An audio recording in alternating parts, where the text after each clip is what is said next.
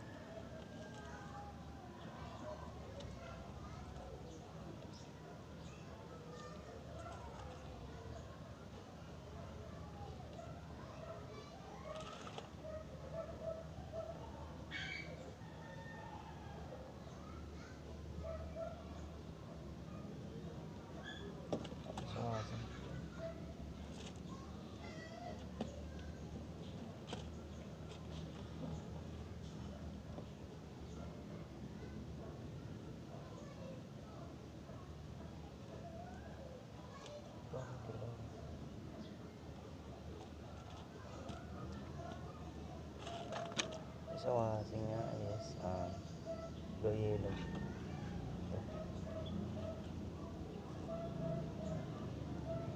Tanggalin na natin.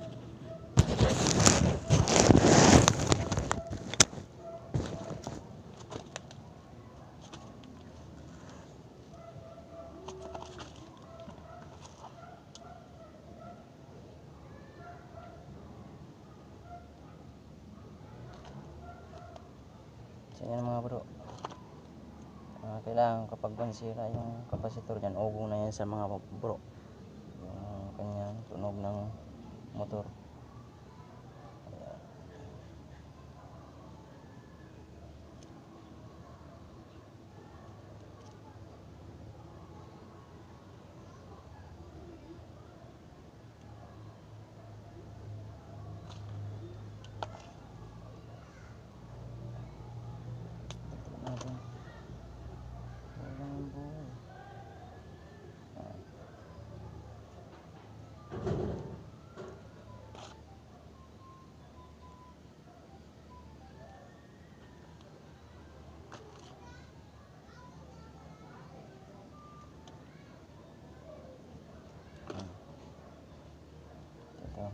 Isa isang dilaw.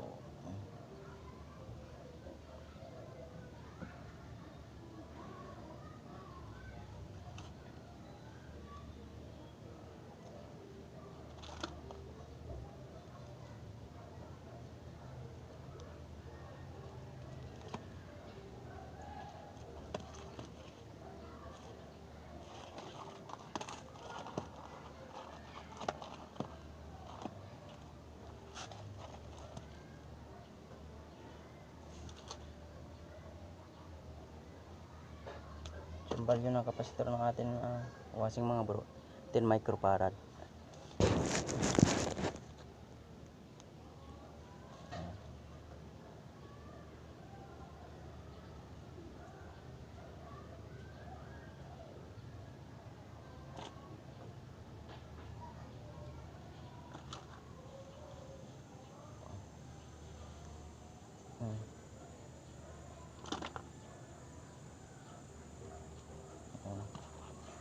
Ito na yung kuan niya, black and red sa kwanto sa dryer, red and black. Ayun, hanapin natin. Ito yung kanyang dryer. Ito yung naugong talaga mga bro, masira talaga. Pero yung sa wasing na kapasitor nito mga bro, okay pa to siya. Kailangan palitan natin kasi yan ang binili kasi mukha.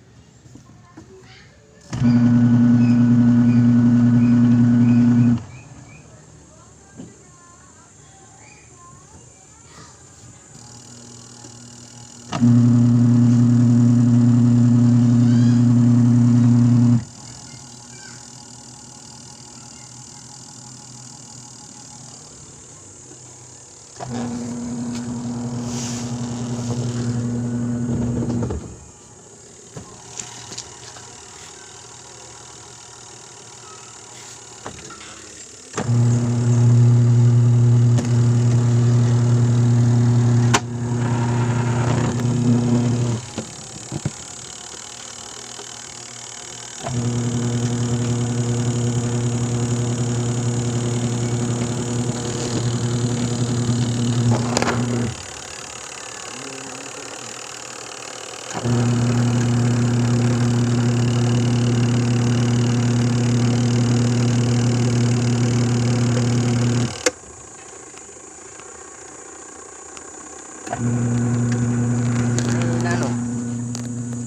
May problema motor. Bago ng kapasitor natin. Mahal pa naman yung motor.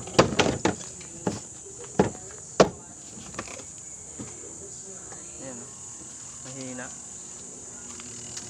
Dapat malakas yun. Nakataas na nga yung brake.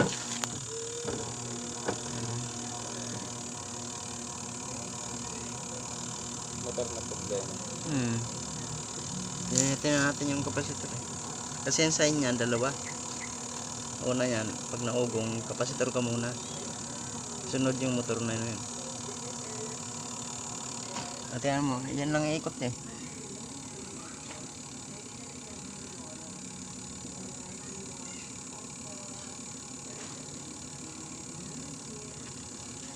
Wala kung magkano yan doon sa 600 yata yan.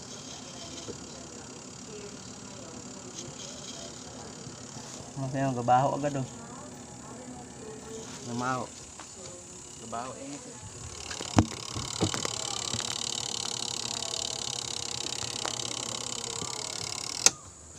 Nangamoy no.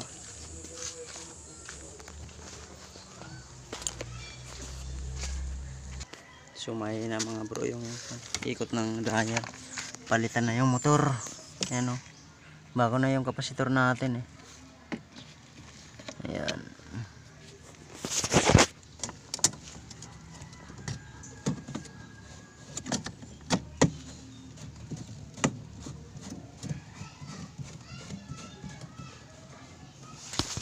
Ayan.